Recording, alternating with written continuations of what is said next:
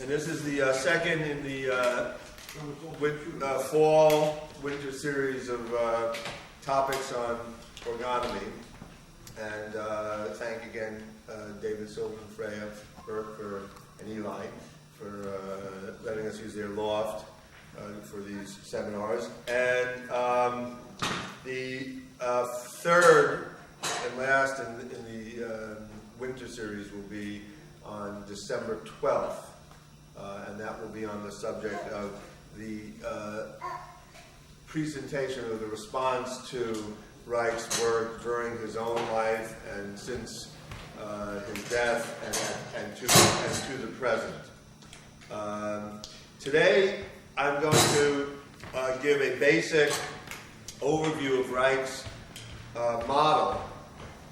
What I like to do is usually once a year present a basic introduction to the fundamental issues and premises of Reich's work, and give some sense of the history of it and the functional principles that we're dealing with, both for new students, people who are interested, as well as people who've been involved with this work for a while, who want to talk and review and think about it. So I'll do a basic presentation and then open it up for questions, so that for both people who haven't really been that exposed to this work and others who have been thinking about it for a while, there's a wide range here today, which is nice, of experience. You can ask questions and we can elaborate. So the title for this lecture, and which is the title of a book I'm working on called Our Roots in Nature, comes from Reich's own phrase about the fact that we are basically, if we want to understand human behavior, we have to understand that we are rooted in nature and that we are products of nature, and that the key to everyone is searching for, in one way or another, the meaning of life. And in orgonomic terms, or in Reich's concept, which always rang very true to me, which still rings very true to me, is that the meaning of it is in the very heart of nature, what nature is. That we are rooted in nature, we are a product of nature, we are a function of nature, one particular function, not the only function of nature. And so to understand our basic function, we have to understand our roots in nature. And so that will be the main focus. That there's no separation between. One of the key factors in Reich's work is the discovery that there is really no separation between no mechanical separation or definitive separation between inorganic and organic life or matter. Okay? And that's something that often traditional views have a hard time with. What Reich is saying is that when you really begin to study the continuum in nature, that there really isn't a clear point. And one of the very, very dramatic discoveries that Reich makes, particularly in his work in the middle and late 1930s, is the realization that life, as we understand it, really emerges out of inorganic processes, natural inorganic processes. It's not suddenly life functions emerge that have nothing to do with what preceded them. And now that might seem obvious to some extent today, because even within the traditional scientific view of the origins of life on Earth, there's the view that it emerges from various processes and degradations of inorganic chemical structures that begin to, produce chemical, relationships that suddenly begin to elaborate in terms of hydrogen-based compounds, the stuff of life. But Reich is really talking much, much more about the way processes in nature respond in a continual pulsatory manner. So to get a hold of this, what we want to understand is that for Reich, the starting point is always energy. Energy that he comes to call orgone energy, in terms of his research into the nature and function of energy. But what Reich means by this is that when he begins to talk in terms of the full natural phenomena of the cosmos, is that energy is primordial. I mean, it exists before anything else, and that the cosmos, in Reich's terms, or Reich's conception, is a continual ocean of energy. And that what happens is that periodically, and what he was attempting to understand, particularly in the latter part of his career when he was studying cosmic processes and studying astronomy and making astronomical studies and investigations, is that out of that soup, out of that sea of energy, that ocean of energy, periodically, for various reasons, and he began to understand these and to come up with explanations for why, and we'll talk about that in a minute, these energies congeal. And these these processes of congealing, or in a sense, forming into thicker and thicker soup. In a sense, it's like a soup that begins to get thick. Okay, that these begin to emerge as non-organic and not life, but they emerge as material. They move from energetic pulsatory functions into solidified matter. Now, that's very, in terms of anyone involved with physics, that's a very, very controversial statement. The idea that energy, that matter is simply a different manifestation of energy, right? It goes against a lot of the standard ideas of the separation between energy and matter. In standard Newtonian and certainly Einsteinian physics, you can't. You have either energy or you have matter. They are separate functions. You destroy matter, you get energy. But energy doesn't create matter. You might need energy to create matter, but it doesn't. Energy doesn't transform into matter. Reich is saying that actually it does. It's just that what they had missed is the fundamental unified form of energy that he was examining and looking at. Now, this is also very controversial in the sense that today, if one reviews contemporary views, contemporary interest in energy and cosmic processes, what you see is, we've talked about this at other times here, is a great deal of effort in the world of physics and astrophysics to find a primary or a unifying energy, unifying force. And in many ways, what Reich was already dealing with was that concept. Okay? So, what really becomes crucial is that what Reich says is that nature, okay, is, or what we experience as nature around us, is really just a very, very particular organization of natural functions in a particular place, in a particular time, in a particular location, in a particular place in the cosmos. So what we call the Earth, there's a great deal of specialness, it's the Earth, and we have life here, and everyone's trying to figure out if there's life on another planet, or there's a possibility of life on another.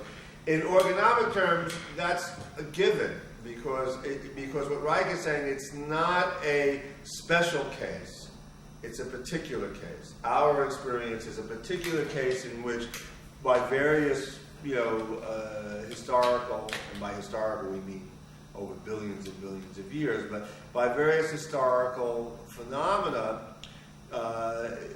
things have produced a unique expression of these energetic functions here on this planet, or what becomes this planet, and out of this planet has emerged a natural, what we call a natural environment, which is simply a particular expression of these fundamental processes.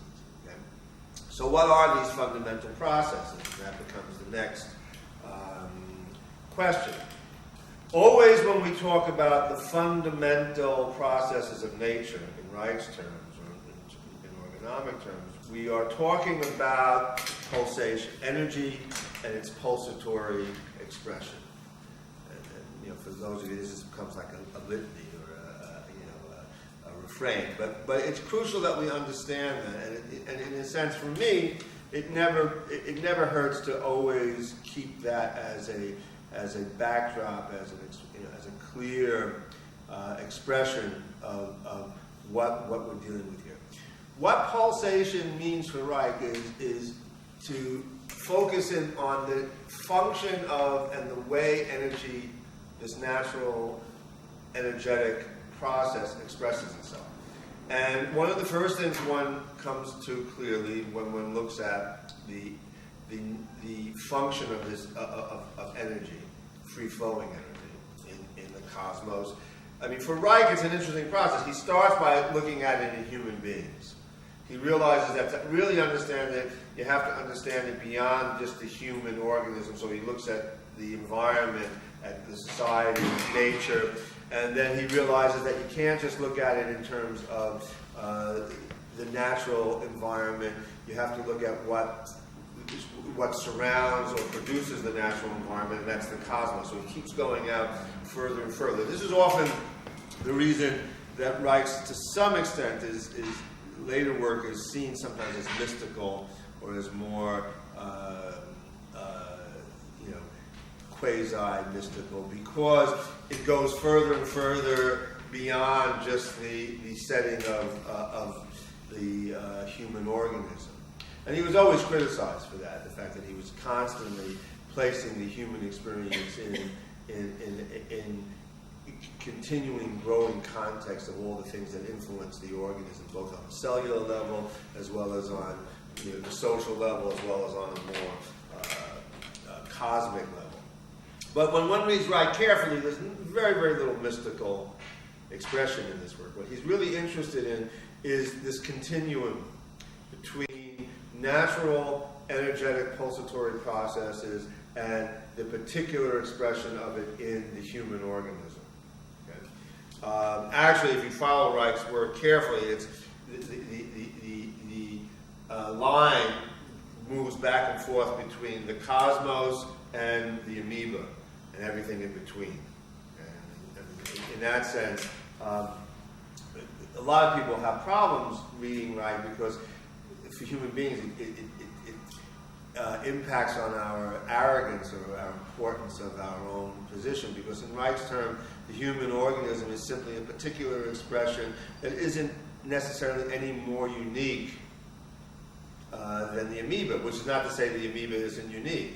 It's just to say that the amoeba is quite unique in terms of what an amoeba is, and the human is quite unique in terms of what a human, and everything in between, and everything around. That these are all particular expressions of this energetic pulsatory function. So what is that? Well, in terms of Reich's, we're not going to go into a history of his discoveries at this point, but in terms of Reich's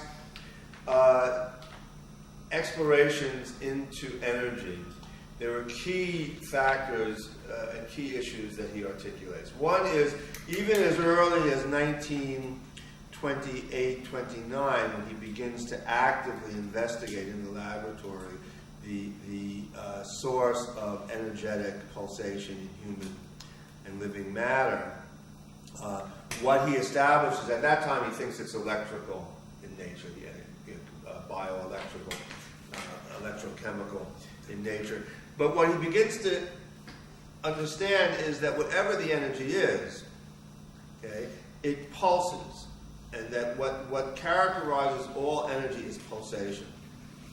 And that's true, I mean, even in standard physics. Electrical energy has a pulse. I mean, all energy is pulsatory. That is inherently the definition of energy.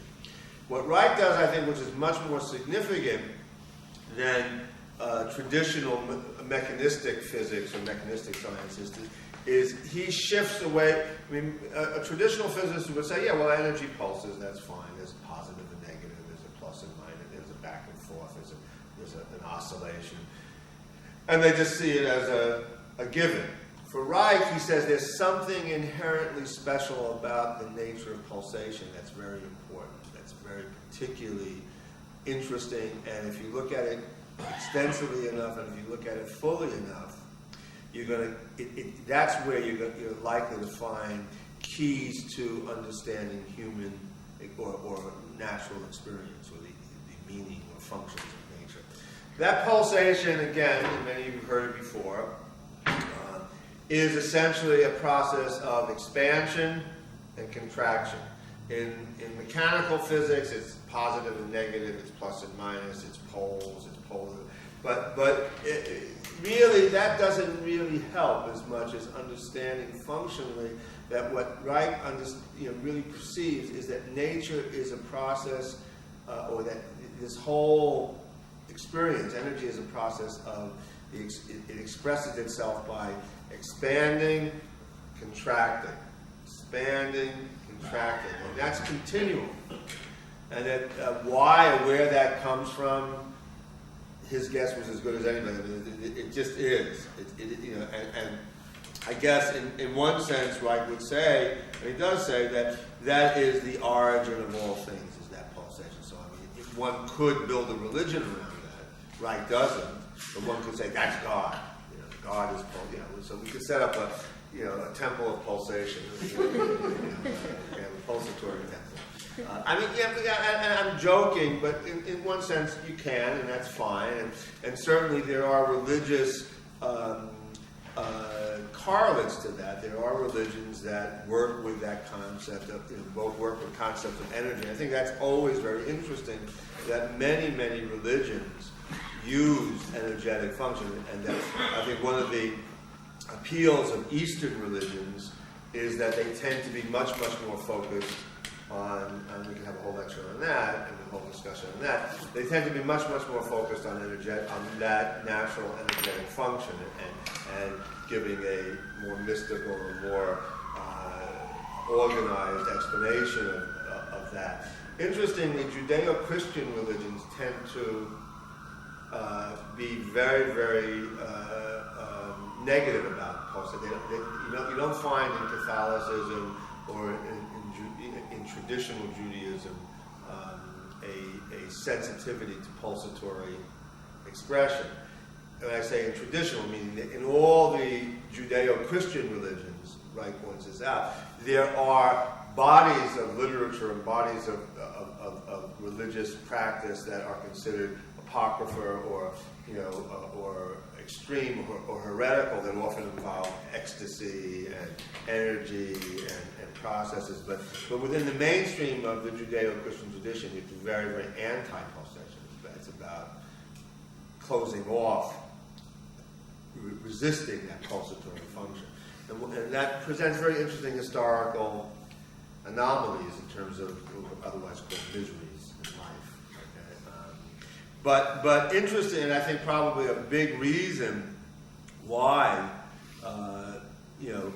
Americans, particularly Westerners, have been drawn so actively towards the New Age or towards Eastern philosophies, Eastern religions, Eastern practices, have been because within those practices are at least an acknowledgement or at least an attempt to come to terms with these natural functions. And Reich himself was aware of that. People often ask that. Did he read, Eastern philosophy? Did he read, about Chinese medicine?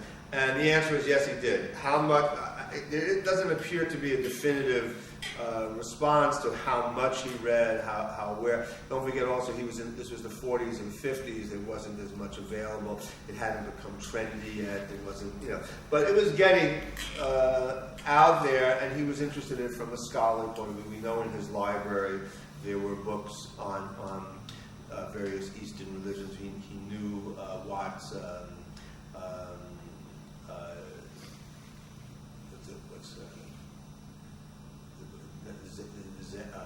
book on Zen, and then there was also a book on Eastern, East meets West, I think, a number of the books that became popular in the late 40s and 50s that are often associated with the beginnings of Eastern views entering modern European and Western American practice. But in general, Reich's response was that that was all well and good and very interesting, but that wasn't a expression of his overall system and overall views. Okay?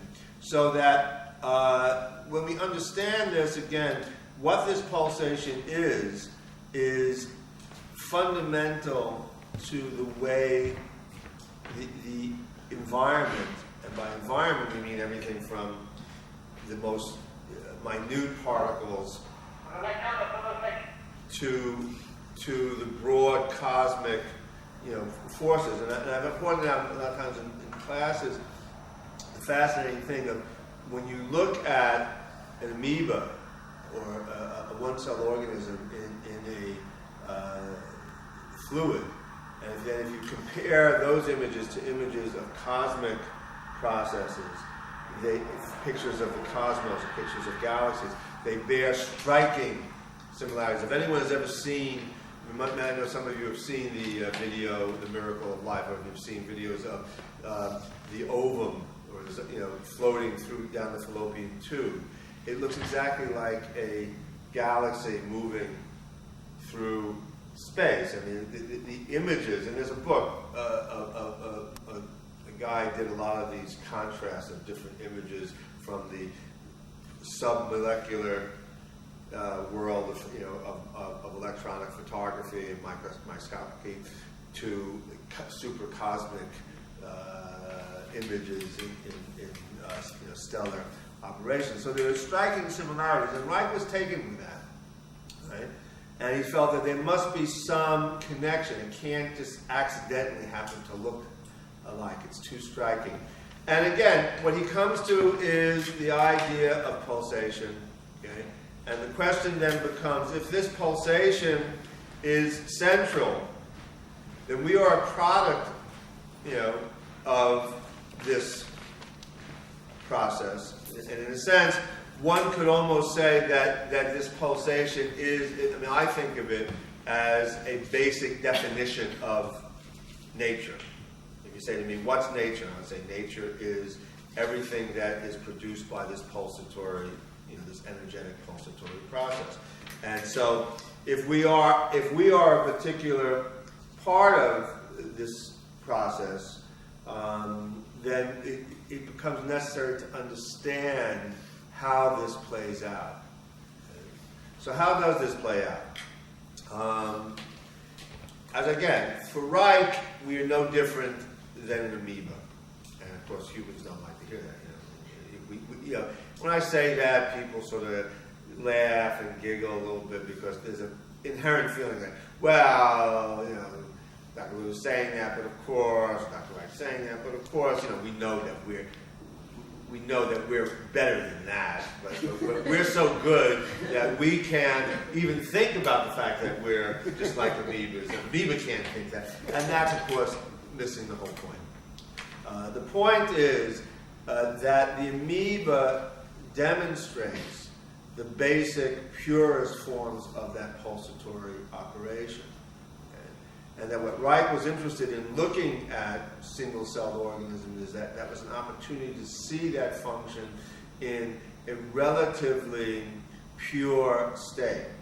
The problem is that when we get to human beings or to more complex animals, is that we are probably not capable, without great effort, maybe a lifetime of effort, of seeing the forest for the trees. In other words, it gets harder to, when you look at an amoeba, you can describe what's going on pretty quickly and easily with a moderate degree of attention. To follow that through and see how that operates in a multicellular organism gets harder and harder. And by the time you get to a multicellular structure like the human structure, along with all of the environmental factors of social organization of that structure, you're dealing with so many factors that it's almost impossible to locate the basic functional principles, in your own life, not to mention the fact that it becomes almost impossible to follow it or see it in the lives of 10 people or 20 or 1,000 or 100 and certainly 1,000,000 people. So that one of the origins of the appeal of religions or philosophies or systems or models is that they give us something to hang it all on and say we don't have to really follow it carefully or look at it that carefully. Religion explains it. One of the appeals, for instance, today, I was just talking about this with Dr. Rothenberg. We were talking about genetics, and Reich, any serious person is aware of the importance of genetics in human, in all animal structure. But what genetics has clearly become, as I see it, is a new religion. So that, 40, 50 years ago, if you ask somebody, well, what causes someone to grow up one way as another person grows up another way, or another person, becomes a drug addict, and one person, it's God's will. It's the way, that's the way it is. It's predetermined. You have all these kinds of standard religious or mystical or philosophical views. Today, for the person who doesn't feel comfortable with that kind of view, science has offered a new explanation. So you say, why does someone become an alcoholic? It's genetics. Why does someone develop depression? It's genetics. And I argue that it's not that much different than saying it's God's will. God made it that way. So that what both of those things have in common is the frustration and the difficulty in looking at basic outcomes, basic developments, and seeing them in a very, very broad, complex range of interactions of various expressions of this pulsatory function. It's very, very hard to keep your eye fixed on this idea of how this concept of pulsation, energy, and function of energy moves from the simplest one-cell organism to the multicellular organism to the social organism to the cosmic organism without going crazy. It's possible, that it will drive you crazy eventually if you try to keep, focused on it. It's like looking into the sun. Okay? So, what is it? In the amoeba, what Reich could easily describe, and what any of us could easily see, and at some point I'll get a video projection David can play of just amoebic, nice plump amoebas, swimming around in a drop of water. But in the amoeba, what you see is an organism that essentially moves clearly in a pulsatory function. It expands, it contracts, and that's literally how it moves in its environment, in its watering environment. And as it does that, it encounters substances in its environment that are useful for maintaining that movement, that pulsation. And it has a direct response to its environment by attempting to bring into it and incorporate into its movement, its pulsatory functions, anything it comes into contact with. And what you begin to see as you watch it is it basically expands into its environment and incorporates as much as it can. And when it encounters something that is noxious or not useful in terms of maintaining that movement and pulsation, it pulls back, it contracts. The contraction that you can see in amoebic, or in many one-cell organisms, but the amoeba, because it's so loosely structured, what you'll see is a contraction that's quite dramatic. It contracts down almost to and back to often like a grain of sand. It becomes, and that's very interesting. It begins to look, in those states of contraction, extremely like inorganic matter. And in fact, when one stains an amoeba, Reich points this out, add a little stain to the amoebic soup, to the solution, the amoeba dies. And when an amoeba dies, anyone ever seen what a one-cell organism looks like when it dies? It looks like a rock. If you watch it enlarge, there it is, this nice plump little, living, pulsing, moving thing, and then when it dies, it just collapses into a solid, inactive mass. It's very, very vivid, display. And what is happening then is you're seeing the fundamental way of being in this flow, which is movement, pulsation, contraction, away from noxious stimulus, from stuff that is not useful, expansion, out again, pulling back, out again. This process will continue, and if it's unimpeded, the organism will expand to a point where it cannot maintain itself within the limits of its physical structure, its membrane. At that point, in the amoeba, the resolution is quite simple. Right? Which is what? It divides. Okay? And then you get two plump little amoebas, and they start again.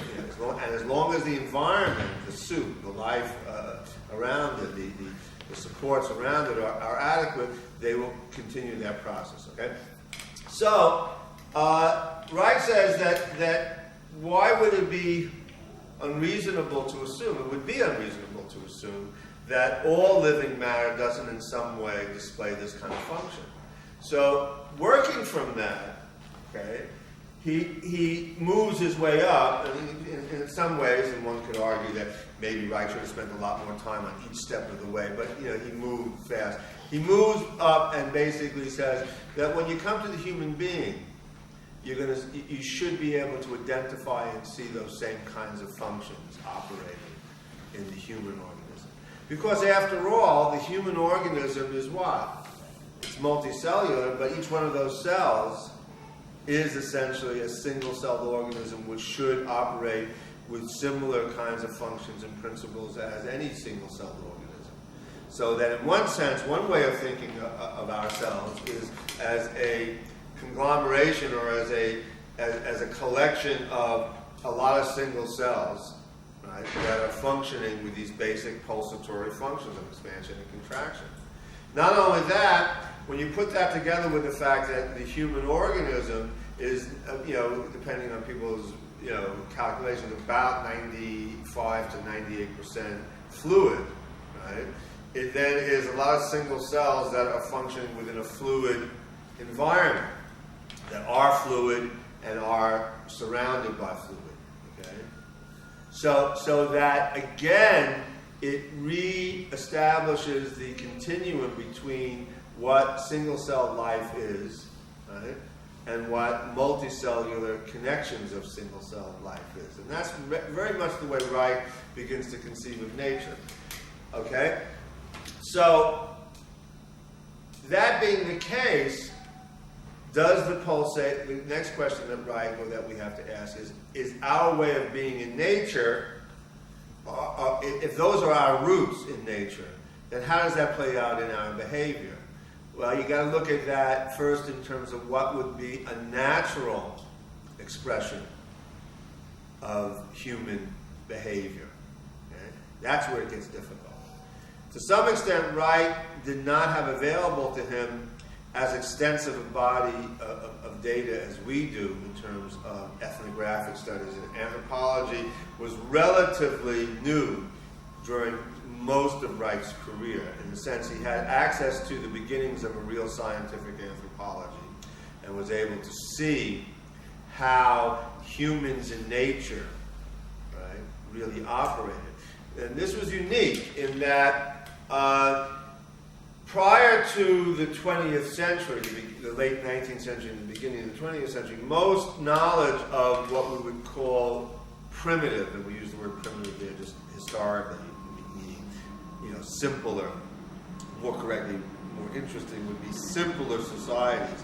Most of what was available to Freud, to Marx, and even to Reich at the beginning were ideas of simple society based on Greek, Roman, possibly Egyptian, possibly, if you were very sophisticated, maybe pre-Columbian societies, some sense, like for Jung and others, of early Hindu, Sanskrit, cultures, possibly some knowledge of Eastern, early, Asian cultures. All of these cultures have a characteristic of being, in reality, as we understand now, highly sophisticated social organizations. They are not primitive, they are not simple. Part of what the new politically correct stuff says that, the Egyptian culture wasn't primitive, Greek culture, and Mayan culture wasn't primitive, and they're right. But from our perspective, what's important there is that you cannot look at those cultures as examples of how human beings operated in nature.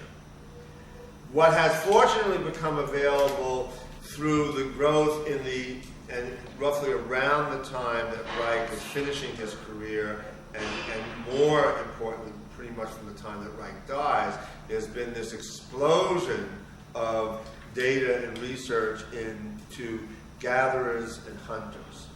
Truly simple, very, very naturally located human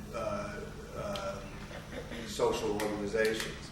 Now, no serious scholar would say that contemporary studies of hunters and gatherers and hunters, would be an example of exactly how it was at the day that human beings started operating, because we don't know that. Mel Brooks knows that, but we don't know that. We can look at it, we can joke about it, we can play games about it, but in fact we don't know what our most ancient ancestors, going back 3 million, 4 million years ago, were actually like in their lifestyles and their experiences. But what we can see in studies of and the data on simple hunters and gatherers is, at least in a contemporary setting, what it is like for human beings, for this kind of organism that we are, to function in a natural environment, in an environment that it was in some way designed to interact with, or more correctly, that it was in some way a product of. Because what Reich would say is the amoeba emerges as an organism, as an expression of what's going on in its environment, in the soup that produces it. So humans, similarly, if one understands evolutionary theory, and even Darwinian theory, which Reich was very, very much grounded in, emerge again as a response to the environment they live in and function in. Okay? So, if human beings are looked at, if we're able to look at, finally and genuinely, humans in nature, meaning out there in the natural environment, we might be able to get some indication of how this pulsatory function expresses itself in human beings in a natural setting, in a soup, in an environmental soup that it is directly a product of and directly responding to. Okay? And interestingly, Reich was very, very drawn to the first studies that became available during his time, pretty much, through the work of Malinowski, who was at least looking at much simpler societies.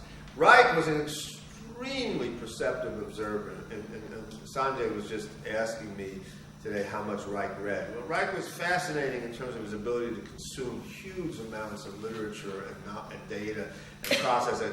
And interestingly, it says one of the sad things about contemporary human nature, maybe human nature, in that respect, that often one of the criticisms made of Reich, one of the negative reactions to Reich, is people feel very uncomfortable with how much he seemed to know. So that one of his great gifts became one of his great,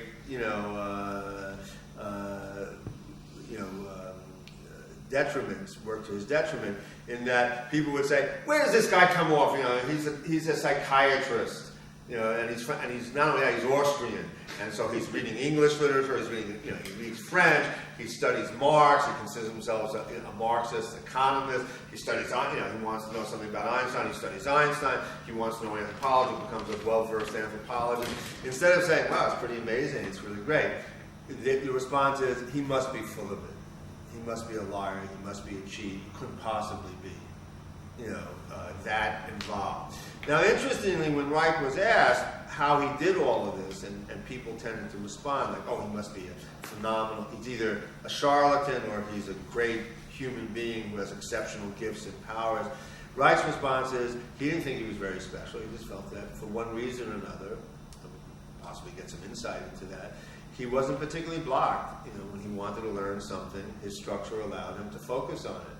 And what Reich always says in his works and said through people that I've spoken to with him, was that his greatest gift was not that he could do a lot, was that he could concentrate.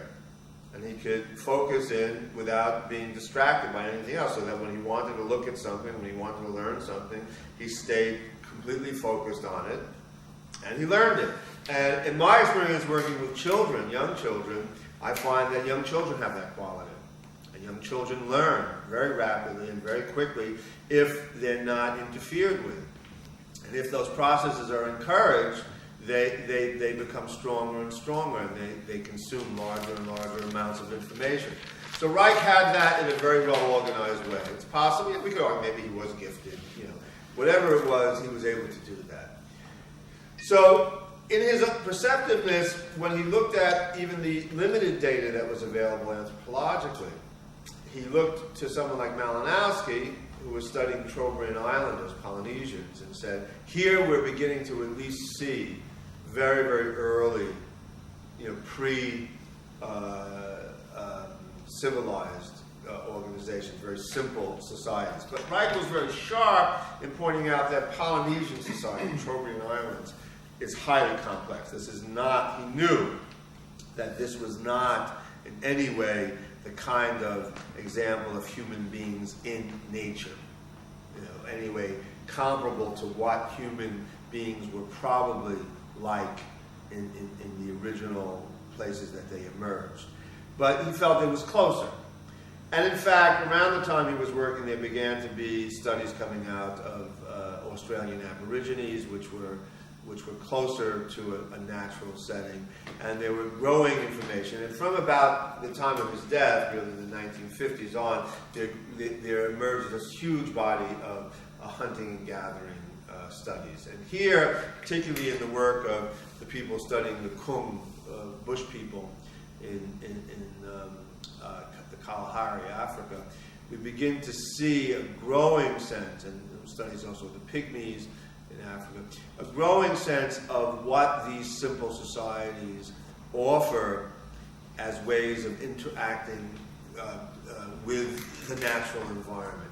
And what emerges in these ethnographies is a complex amount of data, but what does emerge is certain basic insights that I think strongly confirm Reich's ideas that the function, that humans in nature would function much, much more closely to this amoebic sort of primary pulsatory pattern. Certainly when one looks at the bush people, what one sees, which is extremely supportive of Reich's understanding and ideas about our roots in nature, is that the fundamental organizing principles around their social organization are pulsatory. So that, and when one looks at Aboriginal, Australian Aboriginal concepts of worldviews or ways of being in nature, also pulsatory. Okay? What does that mean? Among the bush people, which I'm much more well-versed in, what you see are a number of very crucial expressions at the center of their social organization. First, you see that the guiding principle, the way that they understand their function in nature is to continuously move out towards the environment to consume what's available, to gather in what's available. And interestingly, even on demographically, there's a lot of very interesting stuff here. The way bush societies, groups, traditional nomadic groups operated is that if the environment was rich, meaning there was a lot in the environment, right, they move out and the group grows, both in terms of the number of babies that are born, but also in terms of other smaller groups that sort of move in and join and unite into a larger band, right? And they move out, I wish I had that, but they move out in concentric circles. It's interesting, right? How is gathering done? Basically, how do you gather? The way you gather is you got a base, and you gather, obviously, around the base. And then after a day or two, however long it takes, everything that's right that you can reach down and pick up is gone. So what do? You move out a little bit further from the base. So the next day, you got to walk a block. And then, but basically, what happens is they keep moving out, but they keep circling around the base until you got to go so far out from the base that it's not worth it. So what do? You pull back to the base, you pack up, and you move your base to another environment where you can begin to move out again. Also, interestingly, and we know this to have been operative even in historic times, I mean, in the sense in the earliest demonstrations, because we can look at areas that we can see geologically, areas, archaeologically, areas that have been worked by hunters and gatherers, say, 500,000 years ago. We can see that pattern of circular spiral expansion and then movement to be operative. What happens also, interestingly, is that as the environment supports more and more gathering and more lives, the groups grow. And then Richard Lee, who did some interesting studies, an anthropologist with people who I had the pleasure of having some contact with, pointed out that the fascinating thing they observed is that when things were good, the groups could grow to a very long, the bands would grow to maybe, upwards close to 100, right? Lives, children, and adults. And then when things got scarce, and the environment, as things began to contract, what would happen is that the elders, the older, they don't have formal leaders, but sort of the older, more reliable members of the adult population would fall to arguing with each other. They'd start fighting, and they'd have snips, and they'd get so angry at each other that they'd split the groups, right? Like cellular division, right? And the groups would begin to come apart, and they'd move away. They wouldn't talk to each other. He described a classic situation.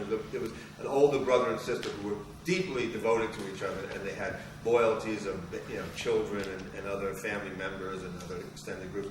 And when things got bad, they had this huge fight, and they wouldn't talk to each other. Right? And they went separate ways. They gathered in different areas. Gradually, about 7 years later, he points out that those same groups wound up, the same brother and sister wound up near the same watering hole during a very, very good time. There was a lot of food available, a lot of gathering. And they stayed away from each other, they wouldn't talk to each other, they wouldn't look at each other. And gradually, as things got richer and richer and things got better and better, the groups started intermingling, and eventually the brother and sister had a reunion in which they hugged, they cried. It was like a bat mitzvah where everyone gets together. The family gets together, everyone's happy. Okay? But in a sense, there were these basic mechanisms, and then the groups basically restructured around this lushness. And so what becomes available there to me is this sense of expansion and contraction operating on much more complex levels. Okay? So what you also see in Bush society, which I find very interesting, and this is very, very striking, and there's actually a very good book about this, is that the central social interaction, other than food and child rearing, there are four basic social interactions in simple hunting and gathering societies. In Bush society, their expressions are, you have gathering, hunting. Hunting's not that important because you can't get enough to eat just from hunting. Okay? Hunting only produces, people are always shocked. Like, hunting produces only, at best, 20% of all the dietary needs of any hunting group. It's a very inefficient way. and the cost on a individual level for every bit of food that you get when you hunt is not very efficient. It's a very inefficient way of feeding yourself or your group. The only really efficient means of feeding a group in nature is gathering. Even in, and people will often use the example of Inuit Eskimo populations. And in Inuits, some of my students who have taken my course in human development will know, Inuits don't gather in the traditional sense of roots and berries, but what do they gather? Does anyone know? What? Fish, right. And fish are not, that's not really a hunt. I mean, fishing for the Inuit is not like, us fishing, which is like we're lucky if we catch something. Fishing is basically, as long as there's adequate, supplies, essentially a process of gathering. It's like going out and gathering nuts and berries, and the fish are there. A seal, a whale, a larger, mammal is very rare, okay, and hard, and while it might be a lot of fun to eat, I always point out, and Mel Conover, who was the anthropologist who I work with about this with Bushmen, when you kill an animal, everyone puts down the roots and berries, right? Because those are boring, right? And you go for the animal because you're not going to eat for very long, and it's not going to be around very long. So you have meat lust, which is always a problem in our society because every time you walk out on the street, there's a vendor, throwing fat smells and meat smells at you, and your meat lust comes up. Okay? So essentially, in these very simple hunting and gathering societies, food, supplying, these basic needs, child rearing is central.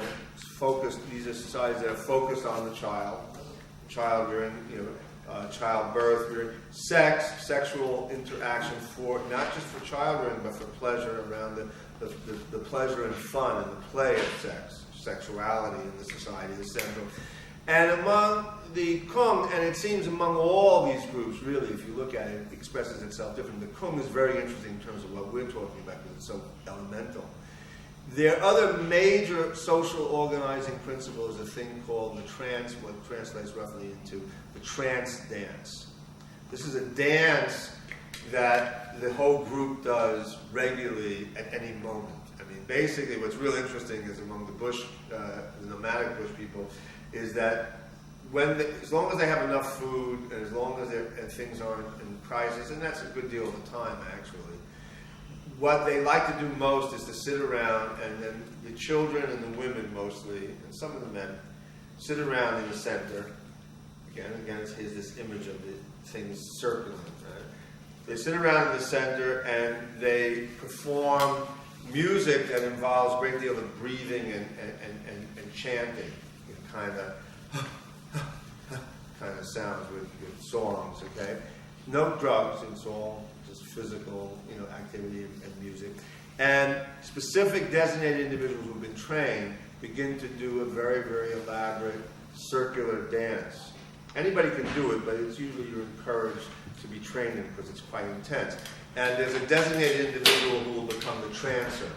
And at some point he begins to go into a vibratory trance, in which they describe it as the energy, this is literal translation, the energy is boiling in him.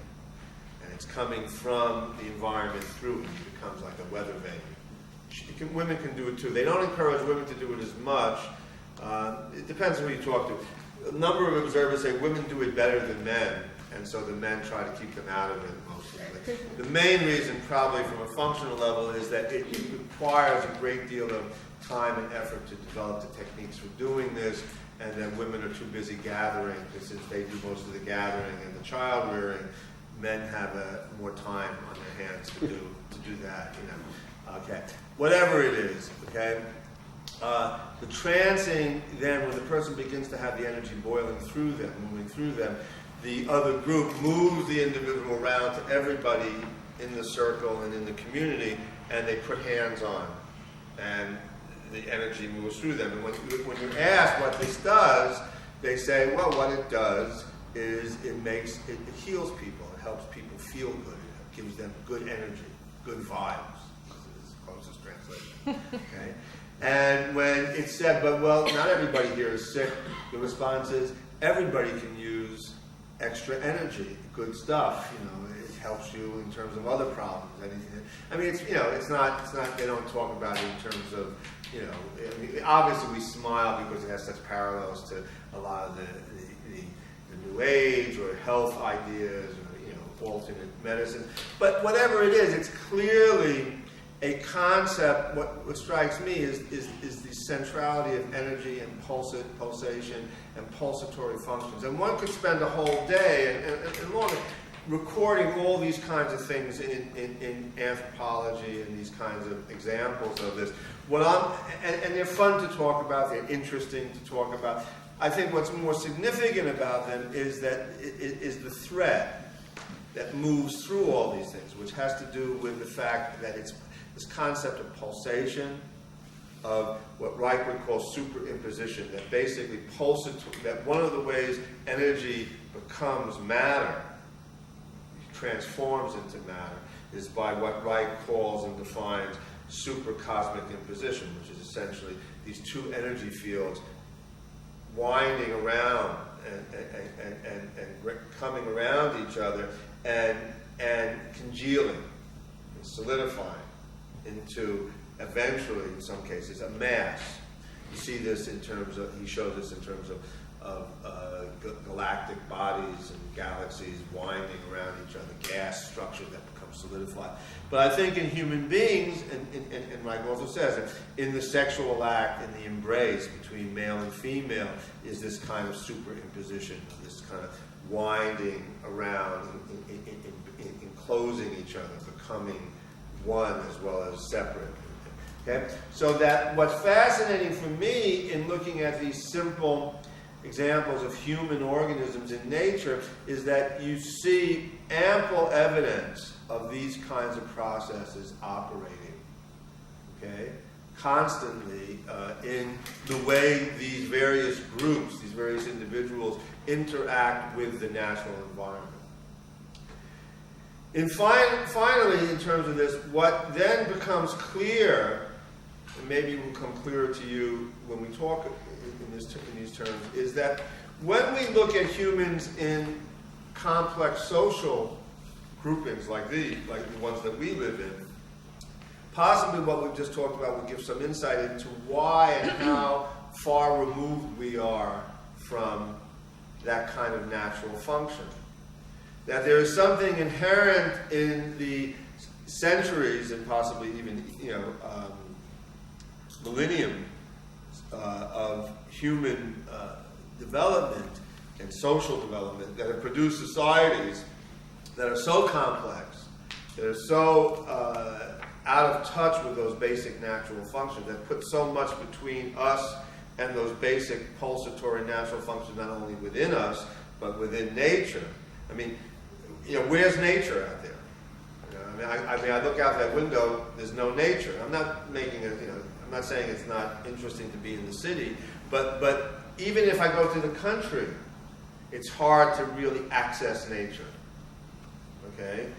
Not because there's no nature in the country. The problem is that by the time I get out there, I no longer have in me the skills or the abilities to be in nature that way. And that's not to glorify. That's not to say that being in nature is all you got to do is take your clothes off and run out into nature, which is one of the problems that we ran into clearly, during the 60s and such. Or even today with the New Age, one of the problems is you just don't get into nature by going out there and breathing and chanting or sitting in nature. It doesn't happen that way. To get that in fact, it's probably virtually impossible for any of us to be in nature anymore the way we just described bush people being in nature, and that it's probably futile and really even just dangerous to look to our lives as in any way engaging in that kind of experience, because it's not available to us. Something has come between us and that natural function, and that is probably a various forms of social structures that have become so rigid and so restricted that our impulsatory functions, these basic natural functions, have become more and more restricted, more and more contracted, and we've learned to adjust to living in a more contracted situation, and we become less functionally able to expand in a natural setting. So as Dr. Sobey, who, for some of you who don't know, was one of the people who worked with Reich, and a number of us have had contact with him in various ways as patients or working with him, used to like to say that the problem is after 100,000 years or so of these processes, we are in a situation where most of us don't know, we have to go to experts to find out how to do things that any deer in the woods knows how to do. You know, how to go to the bathroom, how to eat, how to fix a wound, how to have a baby, how to, get from here to there. Okay? So, in keeping with that, then the problem is how that plays out. Do you want? I need to change tapes. Okay, change tape. Okay. Not being taped, so we have to take a quick. Are there any, in light of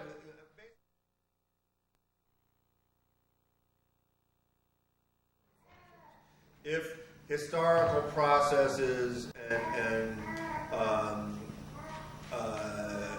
history has placed us in a situation where we are in a unique situation where we are no longer in touch with our natural pulsatory functions, then we have to maybe address first, what is it and how could this have happened?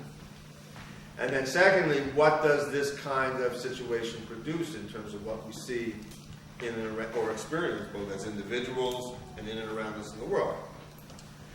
Why or how this happened is, it's kind of, my story could be as good as yours. Maybe my story is better. Maybe it's thought out this way or that way. But in one sense, we're not going to have any definitive answer. Clearly, at some point, humans began to organize in ways that made it less and less possible to maintain that kind of natural function. They had to trade that off in some way, or give that up in some way for something else. There is enough suggestive evidence, I think, at least it satisfies me, in the anthropological data to show that over eons of time, over thousands and thousands of years, various groups probably gave up certain aspects of these natural functions for greater and greater levels of security. So, for instance, the Millers, who were anthropologists working, husband-wife team working originally out of Colombia, who studied Amazon River peoples, who had initially women-centered, child-centered, social fishing and hunting communities along the Amazon, were interested in looking at and were able to show that these river people suddenly, over a period of 25 or 30 years, with contact with the settlers, began to move away from their natural, more hunting or fishing and gathering lives into sedentary, communities where women gave up more and more of their role in the society and became more and more gradually dependent on male dominance, male control of property, male control. You get this kind of shift. And what's interesting is you sort of look at this and say, well, why would women who had this relatively strong control over their lives, and by all indications probably led, probably organized their lives and the lives of their children in a much more productive way, give up this? Well, when you talk, what they did is very interesting. They talked to the women. The women would explain that, well, look, living the old way was hard. We spent a lot of time sitting around just preparing fish or doing different things, and it was very boring. And if you move down and live in these, like permanent communities, you can have electricity, you can do this, and you got this kind of, you can have television, because it's down there, it's on the Amazon, right? But you have all of these products, all these things, all of the stuff that makes life less of a drudgery and less unsafe. The other thing that we often miss is that it's easy to romanticize the lives of simple hunters and gatherers, right?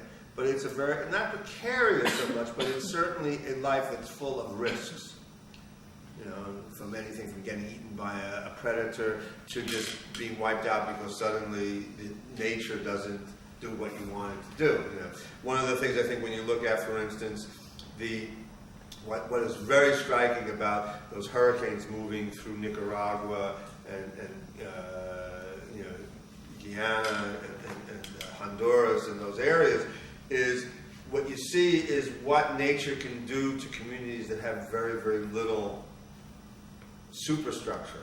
So just, you know, so if you think of yourself as being in nature is wonderful, but think of yourself as being in nature when a hurricane moves through. You don't have much. You know, you're lucky. Maybe you survive, maybe you don't. But that, so that in one sense, permanence or civilization or, you know, these more advanced structures, what they offer, at least the lore, is greater stability, greater safety, greater control over or predictability for the future. And I think what you have to see is it doesn't happen in one generation or two generations. It happens with slow, you know, accretion. In other words, the communities change their behaviors because things become available. Nobody sits down and thinks of what it's going to look like 100 years from now or 2,000 years from now. They think about, well, we'll make this adjustment. I mean, not too many people think about what various technological, in quotes, technological advances mean 1,000 years from now. You know, you know, and everyone assumes that it's going to mean something good. It could also mean something bad. There's no predicting. It's like any kind of evolutionary process. Evolution has no good or bad to it. It simply means change. The vast majority of evolutionary changes are disasters. We don't know about them. Why?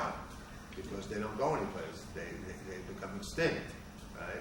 There's, you know, people always down. There's close to 4,000, sometimes even hear 6,000 extinctions every day, right, of living forms.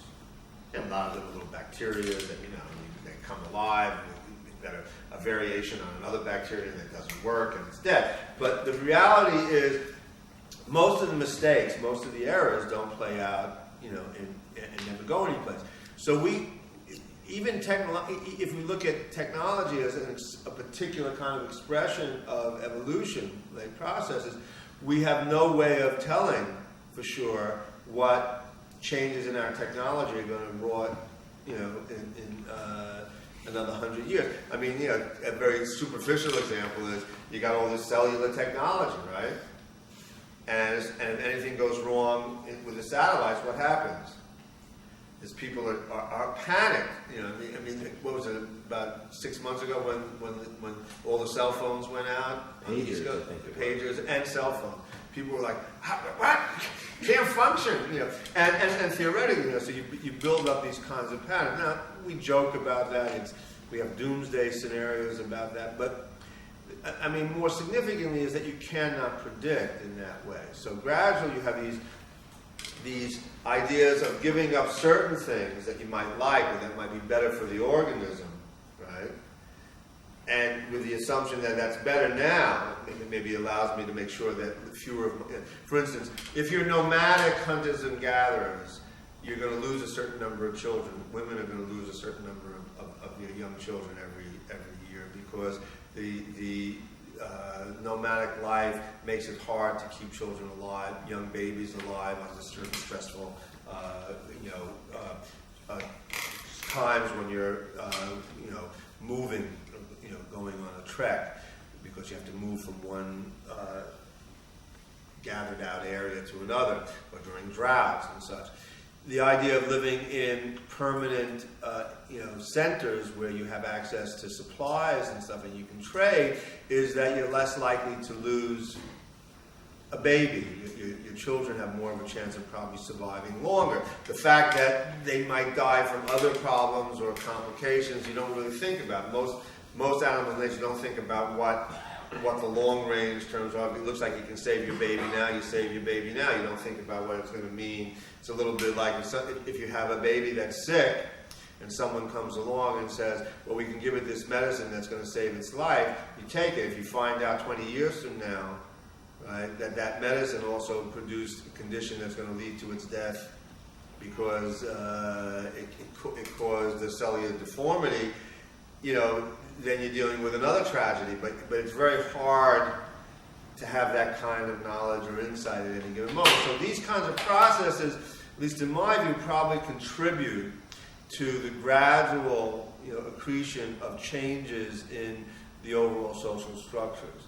And that as that happens, there Reich steps in and talks about the fact very early on in his book on this kind of material, which is the invasion of compulsory sex morality and marriage, points out that once that begins to happen, is you begin to get the beginnings of the social organism begins to express and display, just as any human organism that's restricted for too long, pathological manifestations. So you begin to get forms of social growth, social organization, that already in their structures have pathological expressions, have expressions that prevent pulsation, that restrict pulsation, that restrict the free movement of individuals within the society.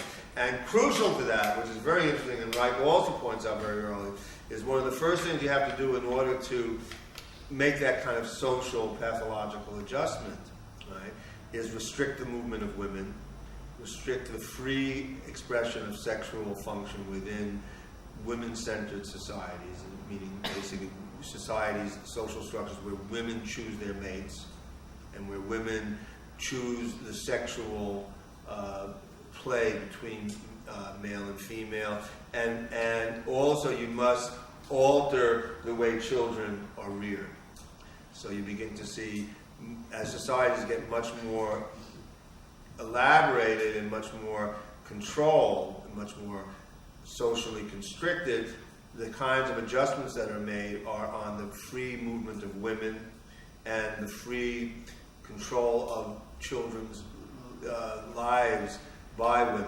I mean, in other words, in child-rearing situations where the society begins to intervene in preventing women from having natural access to the lives of their children. So you begin to create structures where children are cut off from a very early age to natural processes of pulsation, of movement. So that what this then produces are adults who are ready and willing and able to live in more and more restricted settings, social settings. And this goes on long enough. We're talking now processes of thousands and thousands. Reich said 10,000 years. He was off. It's more like a minimum of 50,000 years of these processes have been probably closer to 100, 150,000 years.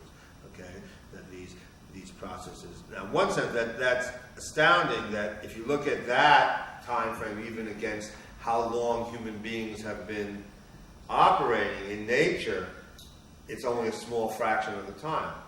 If the conservative estimates are right, and that human forms of human organism have been around for about 3.5 million years, then 50,000, 100,000 years is nothing.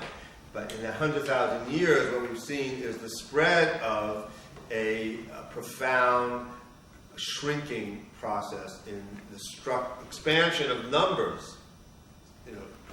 Huge growth in numbers. That's also, by the way, world populations in the last 150,000 years, right, have expanded exponentially, right?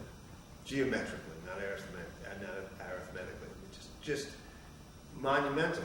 That if you look at the the demographics, right, up until approximately 150,000 years ago, human populations, as understood and projected from findings, remain roughly steady at about probably 1 million worldwide, right? And then all of a sudden, non-stop, which gives great support to the Inquirer premise that it was the landing of, and actually Reich had some feelings about that too. That it's very possible that this is the result of some sort of pathological function. How that pathological function expressed itself, or why it expressed itself, one guess is as good as any. But the demographics are conclusive. The work of Lee and others in Africa and others demonstrate pretty conclusively that you're looking at a pretty solid state of population worldwide. I mean, you might be off a few 100,000 or a million here or there, but in fact, that population levels remain very, very steady and small, in small clumps worldwide. Okay, and then these suddenly exponential growth. Okay, and I know Dr. Sobey and I talked about it, and we both felt, and Reich felt, that the single most clear expression of this, the threat or the sickness within the human organism in nature, was population growth. That probably these population growths made it increasingly impossible for the organism to function in its natural capacity, and so that if one could speculate on what would be a future rational society, there would have to be some way of controlling population at a ideal functional level for some sort of interaction with the environment. So as soon as you talk about that, of course, everyone gets very nervous about who's going to decide who can have babies and how nature's going to work. It's sort of an irony, isn't it, that here they went in this direction so they could sort of save their children, and now we're at this point where we're trying to think, how can we avoid having so many? Right. No, I mean, I think it's not just ironic. I mean, it's again, change. So confused an issue. I don't. It's always a confused issue in the sense that the very nature of the problem presents confusion. The facts are very clear. Population remains, until someone can explain what happened and how we went from essentially a very, very steady, solid population that existed for approximately 3 million years with very, very little variation or change, to a sudden astronomically accelerated population growth with the consummate, commensurate changes in social structure. It's going to remain confusing. But the fact is that probably whatever it is, I mean, I see, and Sobey and Reich felt that it had to do with patterns of social organizations, large-scale population, accelerated population.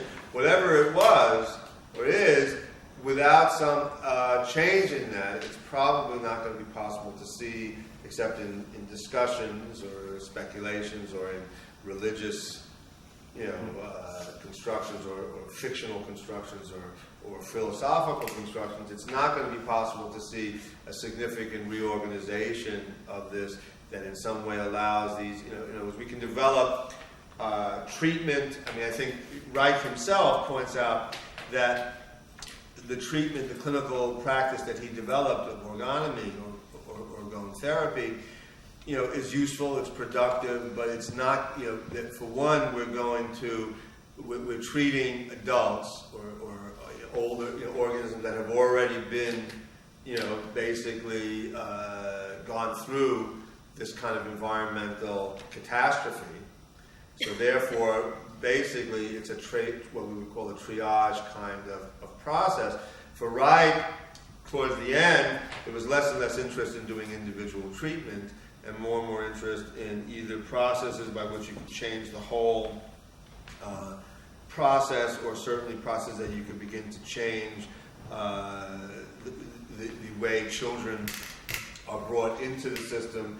And certainly, while a lot of that is very stimulating, a lot of that is very exciting and very appealing, there are probably limits to what you can do there too, given the nature of the social organization that you're operating in. You can't go away from it, and you can't really get away from it, so you're trying to organize change within a structure that's already pretty limited. And we know in terms of even treating illness within, it's in a sense, if you're treating cancer within in a relatively healthy organism, the problem is that often in order to get rid of the cancer, you have to get rid of large parts of the healthy organism. So it's not all of the organism. I mean, the thing that most even traditional cancer specialists would point out, it's not hard to kill cancers. The problem is, how do you kill the cancer, right, without killing, in other words, you can kill cancer in almost any patient, but you can't kill a cancer in almost any patient without killing the patient. Right?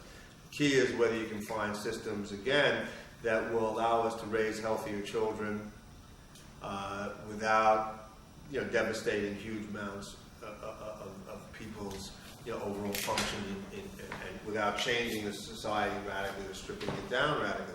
So that this leaves us with various kinds of insights, but it doesn't necessarily leave us with a great deal of surety that we can simply institute one kind of process or one kind of procedure that's going to produce a new age or a new healthy society. Certainly the 60s and the whole idea of communes, to end on that note, was an attempt to come up with something like that. And the problem was, as Reich pointed out, that these communes were organized by individuals who had largely been the products of the very processes that had produced the pathology, so that they brought with them almost always into these settings their own pathological structures. And the new structures that were built were often reflections of the longing of these organisms, these individuals, for better systems, and often had the seeds of corrections, but could not be actively pursued because of the limitations of the individuals attempting to set them up. Not to mention the fact that these individuals were continuously surrounded by a hostile environment, so that A.S. Neal could say at Summerhill that the problem was, even to the degree that they had a successful child-rearing community, they were constantly in a situation where much of their energy was maintained at just keeping the outside world from overrunning it or destroying it or invalidating it or literally closing it down, and a lot of energy was devoted towards even just maintaining themselves within their own community so that they could keep going rather than really building and expanding. So again, if we look for what the meaning of our roots in nature is, as I understand it, is to understand what we can do. And at the end of his career, Reich was much more less interested in whether you developed a treatment for individuals who were suffering from various illnesses, and more interested in what you could do to maximize the possibilities of these natural functions operating in individuals on a broad base. So for Reich, at the end, he expressed a great deal of interest in larger scientific projects dealing with cosmology, cosmic processes. Also, educational initiatives, the idea of working with children, developing communities that could work with children, working with social workers. And his understanding of social work is not the kind of social work necessarily that you get in a social work school, but the idea of building communities of workers who would work in society to organize the lives of people and help organize communities around much more fundamental natural functions. And certainly the projected, if one reads Reich's letters to Neal and others in his journals towards the last 10 years of his life, there was greater and greater hope that, for instance, one of the first communities that would be organized this way would have been up in Oregon. The original projections, if you read Reich around this, were to build the whole community in Oregon, not just a laboratory, but to build a school system for workers and their families and children, and then to build a social infrastructure, and then medical research, treatment facilities, and then a medical school, as well as a college to train people and to build, this was, you could say it's a utopian vision, but he had begun and he had been in negotiations with people to set these things up, and then it all came to a stop. So, but certainly for me, it's less a sort of a sad comment than an interesting speculation on what would be necessary to begin to build these kinds of systems. That could, and from Reich's perspective, is that it might take 500 years, 1,000 years to reverse these processes, and then that, and Dr. Sobey always liked to say, and that in the process there might be many, many casualties, and of course, from a personal point of view, we all hope that we're not one of the casualties, or that no one we know is a casualty. But in a sense, in terms of natural evolutionary processes, that's not really the issue. The issue is whether you're on a particular track that enhances or can direct processes that will be more productive in terms of these natural functions. So that's pretty much what I have to say on the matter. You can ask questions or ask for elaboration. What was the direction he was going to take in order to get, what needs to be gotten rid of, so to speak, or to get back to roots and still, you can't just pluck yourself back by the river. I don't think Reich was interested in how you get away from that so much as, what's fascinating about Reich's works and writings on this is less a question of what you have to get rid of and more a question of what you have to start doing. And singularly interesting is that Reich had no idea, there's nothing in Reich's writing of that you're going to set up these sort of free, communities. It was very clear that he and those people who were forming these were very much in charge, and that while he talked about and conceived of a society that would be, or a group of these communities that would be run on what he called work democratic principles, and but that until that was possible, there would clearly be directions and conditions and agreements on all people working within these communities about what were basic, rights and basic limits of behavior, so that a lot of people are, when they think of A.S. Neal and Summerhill and Reich's ideas of self-governance and work democracy, they think that they're talking about societies in which everybody comes in and does their own thing. This was anathema to Reich, and the people around him. The idea wasn't about doing your own thing. The idea was about coming together and as a community and doing things that work for the group and maximize individual growth and experience. But that doing your own thing is uniquely Western indulgence that really is probably a pathology. It means basically my thing is more important than your thing.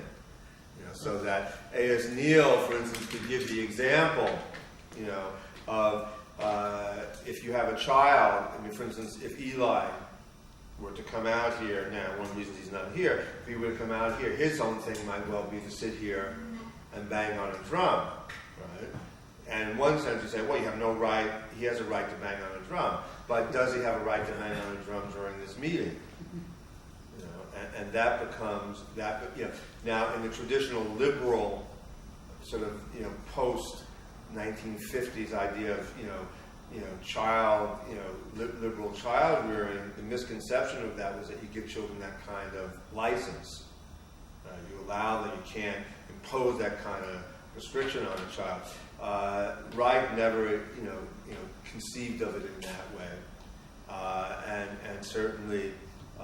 Was very much clear about the fact that there have to be limits set, and the difference is those limits should be set by a rational process, so that if we are all sitting here and all in agreement that this is what we want to do, then one individual who doesn't want to do that has no right to disrupt this group. That's an example of democratic functional operation. Okay. I understand that. What was the sexual, you talked about the split when the women used to be able to roam, for instance. And how did he perceive that as? Well, then we get into whole discussions of this whole concept of the sexual revolution and sexual function. Certainly, Reich used to, according to Dr. Sobey, used to pull his hair out. He couldn't stand the idea that what most people interpreted as his ideas of sexual freedom was that you could just go out and screw around and have indiscriminate sex, and that women were supposed to have as many sexual contacts as possible. And this was not at all what you read Reich. He doesn't talk about it in that way. It's not his concept. The idea is for a situation in which basically, I always read it as a very feminist critique in a true sense, which is basically women, back in the 60s, the big phrase became, our bodies are our own, and the idea that women would have the freedom, and men too, but particularly women would have the freedom to choose in various relationships who and when they wanted to have sexual contact, based ideally on the individual's ability to feel that she genuinely felt sexual towards a particular individual, and that individual felt the same, so that one could have a free exchange of contact in a pleasurable way, and that the society's function should be to protect that right and to allow that to operate productively, whether it means through children or through just the pleasure of the interaction and the ability not to get caught in a relationship for compulsive reasons that have nothing to do with affection, feeling, or pleasure. And the only way you can do that is to have a society that is organized around the whole social process as having responsibility for all of us. In other words, that you and I as individuals don't have to produce the money, don't have to produce the means of supporting ourselves, that the society as a whole gives us that kind of permission. So the society works as a communal or communistic system with a small c, not a communist. That's what it sounds almost like. Yeah, but it's important that you understand that what he means is communism with a small c, meaning a communal support of all individuals for their greatest productivity, but that the overall goal is not for it's not for you and me to have a good time. It's that the better we have these experiences, the more fuller and more expansive these experiences are, the healthier the social unit will be, the more productive it will be, so that this fundamental natural pulsation will operate more effectively in the natural setting. Now, whether we know that simple hunters and gatherers were able to do that to some degree, in some way, not without downside to it, but whether you can do that in a massive kind of social organization that we have, that's to a large extent, both in Reich's writings at the end and in most of the writings on the subject, usually winds up in the realm of utopian writing or science fiction. There's a new Star Trek coming out that's based on exactly that kind of principle. You have this ideal society, everyone is very happy, and of course the evil people come in and they want to take it over because they want to use it for something. But in one sense, the reason for looking at those kinds of storylines in our society is that, and Reich talks about that within the human organism are these longings for, and this sense that there is something other that can be done. So maybe we project it into science fiction, maybe we project it into religion, to the Garden of Eden, back into the Garden of Eden, this guy, the other thing. But what those myths and those processes indicate is that within ourselves is this sense that there's got to be some better way of doing it. Not maybe better so much as a different way of doing it that leads to less suffering, less pain, less. If the primary function of all life is essentially to first do no harm or to feel less pain or less suffering, then there must be ways to be more efficient, more productive. Any other questions? Yeah. When Reich compared the amoeba to cosmic structure, and his critics have said, look, it's just poetry, Right. But the fact is, he said no, that science and art are related more than people realize. I mean, it wasn't just some kind of poetry. And basically, in Reich's views, clearly, if it's an expression of your natural function, of these natural functions, then it doesn't matter whether it's playing the piano or studying, coming up with the theory of relativity. It's all, or coming up with the theory of the orgone. It's all an expression of this pulsation. In one sense, all of our greatest works of art, the greatest accomplishments, are in some ways expressions of this same basic function. So people don't like to hear that the building of the pyramids is probably not much different in some, large scale than an amoeba successfully dividing. Bob Teeger, as an architect, would object to that. But in one sense, Reich is saying that. Reich is saying that look, who are we to assume that our greatest, accomplishments, dwarf the simplest movement of the amoeba in its primordial, environment.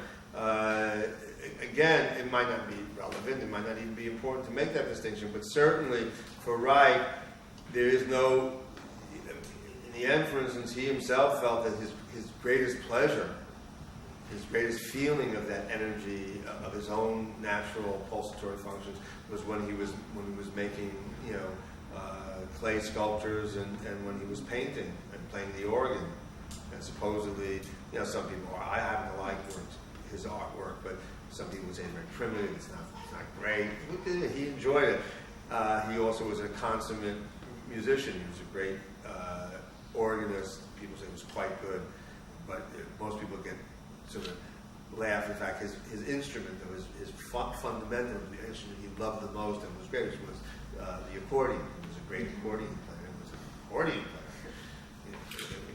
Most Americans would like to think, he was at least an organist, or maybe he played the sax, or he was a great guitar player. Yes, the accordion isn't a sexy instrument. Whatever. Pulsates, that's right. Can you talk about that? I can't. I want to get back to something that I think was central to what you're talking about. Okay. At some point a long, long while ago, we don't know whether it was 10,000 or 100,000 or whatever it is, it doesn't matter. Maybe by climatic change, maybe by increased mobility, migration, increased source of food, you have more organization of activity required by some circumstances. And when you have organization of activity, and especially when it's going after large animals or large herds, or setting up agricultural establishments, anything that takes large organization, that's where the patriarchal structure begins to develop. And when you get that going, it's a self-sustaining, self-aggrandizing and enlarging system, and you will probably never get rid of it. At least when I say never, nothing in my foreseeable imagination. No, I think this is a problem. And so all the attempts at communal activities, I was once very entranced by this. And I once, in fact, I tried to with Dr. Hoppe in Palestine, Israel, about this doing a thesis. The changes that have gone on in Western culture, and this goes on all over the world, in fact, the past 50 years have been immense, and they've come out of all kinds of structural systems. I know people from Russia, I know people from Yugoslavia, from Asia, from the different parts of America and Europe, and their children and their grandchildren, vastly different. The rigidities are here, and in some ways worse, but other ways much looser. Yeah. Well, I don't have that expectation that we're going to do the progress by systematic things going to happen by a diffusive process. No, I think that's very good. Reich's view at the end, maybe that's really the right, and I think Bob is correct. I think it would have been tragic if he was successful in doing the thing like that, because it wouldn't have worked out. The same structures would have brought it. Yeah, it's possible. We don't know. I mean, again, the real issue is the basic view, and I think maybe this addresses Karen's question too, that Reich moved very strongly away from big projects of structural change having coming out of being involved in mass social revolutionary movements to the idea that by slow changes, by accretion and gradual changes and reorganizations and evolutionary processes, these changes might, in a sense, that you might have to, the way I've conceived it, is he didn't articulate it exactly this way, but I think what he's getting at really is that you, in a sense, to the degree that you can't, Bob is right, you can't reverse it. The idea of going back is a mistake. But what you might be able to get by understanding these processes, by understanding the fundamental functions that we're talking about, but then also understanding how these alterations in our structures and our systems have taken place, we might be able to begin to understand how you can begin to change those processes in a potentially positive or more productive, less rigidified process, so that, in my view, and I certainly, had, Dr. Sobey and I talked about it, and I think Bob is alluding to that when he talks about people he's met around the world, that I think there have been, as well as many great tragedies and great setbacks, there's a great deal of change. I mean, there's a great deal of more positive growth in this society in many ways, as problematic as some things look, as terrible as some things look. You can't look at it in the short run. If you look at it in the short run, one of the lessons you should get from all this, if you look at it in the short run, you're going to, and this is what you see happening, people look at it in the short run and say, oh, this is terrible. Let's get back into, law and order in the strict sense. Let's crush any kind of expression here. Let's set this. Let's do this. But even looking at, for instance, my response, within my interest, for instance, in the Clinton situation, the whole issue of this, is not that. It's obviously it's absurd. There's all the stuff. We're not going to go into that. What's interesting is we have a society in which it looks at this, and if this had happened in the 1950s. Yeah, you couldn't even conceive of anybody talking about such things, even by innuendo, So that here you have a situation where over 60% of the population, based on national polls, couldn't care less, say it's his business, or it's a sexual this or a sexual that. Even if the sexuality is unhealthy, even if it's a problem, basically you have a society which produces less concern about issues. So that's progress on some level. It doesn't mean that along with that also comes the growth of pornography, the growth of all sorts of problematic issues about sexuality, confusions about sexuality. But you can't. It's not going to get regulated in one fell swoop. It's going to be by basic accretion, basic changes. So that I think what Reich really began to feel was that it could take 500 years, it could take 1,000 years. So in one sense, we could say, well, it doesn't concern us. But in another sense, we have to see what we can do in setting these processes going. I don't think, by the way, that Reich's idea was to set up this community that would be the flagship for everyone to follow and to lead the way into the new millennium. I think he, as Neil saw in Summerhill, was these were places really, as they were laboratories. They were places where you could possibly experiment with other ways of organizing it and leave some record of what you get if you effectively do it a different way. And I think there have been growing examples of that. Summerhill succeeded. Summerhill continues to go on with its limitations and things, but Summerhill, which is, for those of you who know, which is the school that A.S. Neal, who worked closely with Reich, founded, and it still runs in England today, based on a lot of these principles. And what it represents is an example that you can do schools in another way, and not only that, you can do schools in another way that produce children who go out into the world and do pretty well with that experience. So that whether, and I think part of the answer to you is that whether it's the way we conduct our own lives in terms of our interpersonal relationships, or whether it's the way we teach music, whether it's the way we think about doing, a job when we design a building, whether we make a painting, or whether we teach a class or something, or whether we even work in the stock market, whatever it is. If these principles become much more fundamentally operative in your interpersonal relationships, in your work relationships, and in your love relationships, you're going to produce children who are, not without problems, but more mobile, more resilient.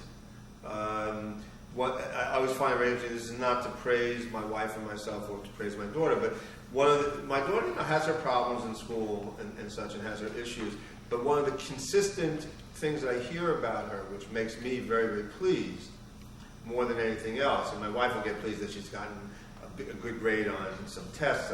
I'm more pleased when I hear a teacher saying, she has this problem, that problem, but she's very resilient. that kind of resilience, and what we see in a lot of children who have been raised in response to attempt to deal with these kinds of ideas, is that you see children, if you're producing adults who show resilience, and show a sort of ability to deal with problems in their lives with a certain kind of mobility and resilience, and keep going, keep engaging, then you've made a contribution. And the same with child learning, and the same if you're doing treatment. The goal of treatment might ideally be to establish a healthy, sexually alive, fully pulsatory organism, right? But that's our goal. But if in the interim you get individuals who are leading more productive, more considerate, more functionally productive lives, then you've also made a major step. And you can't predict what that's going to mean, 10 years from now, 100 years from now. To a large extent, I talk about this with many individuals around the few that are around in this work. Orgonomy right now is in a relatively dead phase, and most people don't even know it. There's not much interest in Reich, except peripherally. And that might be the case, and it could change again. The important thing is, it doesn't really matter whether it's Reich. It matters whether if Reich's discoveries, Reich's insights have merit, right? Then as long as the ideas remain operative and generate interest, you can't. None of us can predict where it's going to take root and produce. And so that when Bob says, like in Yugoslavia here or over here, people are thinking this way, that way, it doesn't even matter whether it's right. It means that people are beginning to, as long as the individuals are thinking more in a more contactful, open way, then there's a chance that this stuff will generate more activity. Anyone else? Bob? I just have one thing I'd like to say. I just recently started to reread Cancer Biopathy. I hadn't looked at it in 10 or 15 years. And, for those of you who don't know, Cancer Biopathy is a major work on the nature of cellular processes that produce and energetic processes that produce cancer by Reich. The two volumes of the Reich called The Discovery of the Organ. One is Right. The Function of the Orgasm, and the other is Cancer Biopathy. Forgetting about the cancer aspect if it disturbs you, but don't forget if it doesn't. That's his biological opening. Right. That's extremely important to start to read in terms of getting a sense as well as understanding of what the man is doing. At the very end, he's got one of the most prescient statements I've ever seen of Reich as to, this was 1940s, I think, about the immediate future, and it's what goes on now. It's incredible.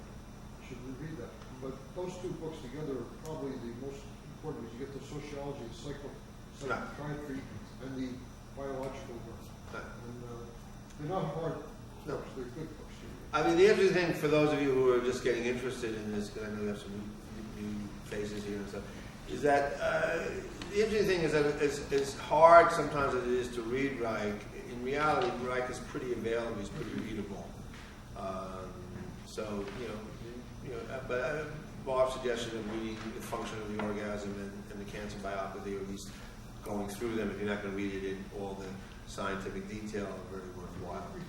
You could, if you had any, even high school class. Yeah, no, it's pretty. You should just to follow it. Yeah, it's not hard to follow, but anyways, you should read through them, if not in depth, if you're not going to study them.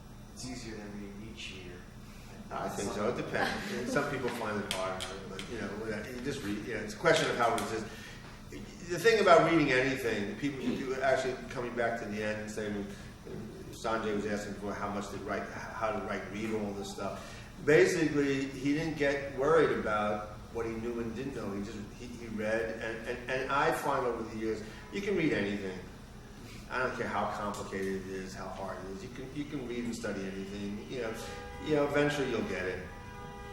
His library is incredible. If you visit Oregon, you study what's on his shelves. Yeah. He used to get in trouble for that. He got in trouble coming into this country. They saw his library. The immigration people saw the books that he was bringing in when he came in 1939, and they, among other things, had Mein Kampf in there, and they had just, Marx, they had everything conceivable, and anti-Semitic literature, as well as, studies of Nazi organizations. And so they assumed that anyone reading this kind of stuff had to be dangerous. And he comes in, I'm a social scientist, I study these things. How can I write about these things or study these things if I don't read the books? They didn't want to hear that. They said, you must be a dangerous person. They put him in jail. That's the when someone's dangerous, you put them in jail. I guess I'm not dangerous. Because it should be happening. Yeah, anyone else have any other questions? Yeah. When are you getting out of here? Okay, right, that's what you want, okay. There's a book that just was recently published, got a lot of review, Biography of Hitler, by a psychiatrist himself, and he's usually a Viennese guy. And his basic idea is that Hitler wasn't psychologically ill. He was just, and it's really strange, when I read this, his idea was that he really was a variation on normality with a lot of physical and emotional things, but he was really a normal type. Well, Reich never discussed Hitler too much in this. Oh, he talks about that exactly. Yeah. He says the same thing. That's it, yeah. In the Mass Psychology fashion, he says Hitler, he doesn't make a whole book out of it. He just says Hitler is a normal. He does, and then he points out that these guys could not have come to power unless they were, expressions of, normal feelings and normal attitudes in the society. That they weren't demons. They might have eventually become they might have become monsters in terms of what they become free to do, but they were basically people who function pretty much within the normal range of people's views and values, so that the answer is never going to become understanding Hitler. But the problem is you got to understand not only yourself, but you got to understand the society that produces individuals that produce Clintons, or these guys are the product of the social organization. They're not anomalies. Sorry, That's right. Clint was a real Midwestern kid. I knew those guys at school. Well, he wasn't from the Midwest, but wherever he is, he's not that. He's not one of. He's an. People get to these positions not because you don't get someone who comes in and takes over. They come in and they express something that is fundamental to our experience in some way. Okay, anyone who owes me money for today, pay me.